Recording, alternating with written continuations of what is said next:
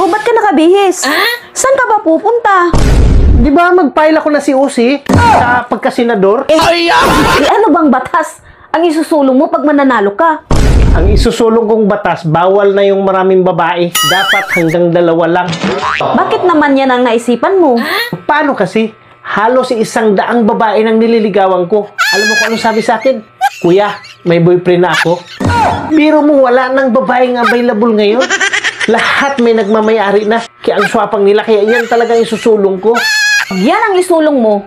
Ako mismo ang unang magwiwilga. Hindi pa nga ako nakaupo, tutulan mo na yung panukala ko.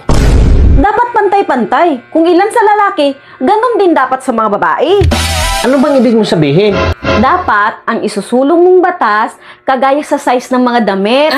Merong small, medium, large, XL na pwedeng isukat. Naghahanap ng large, extra large? Ang liit mong babae? Kaya mo kaya? Sumakay ka pa. Sa small, medium, large, XL? Oh, alin dyan ang naisukat mo na? Small pa lang. Nagpipiling maganda ka, tapos maliit pa lang pala yung natikman at naisukat mo. Sino namang lalaking yun? Ikaw!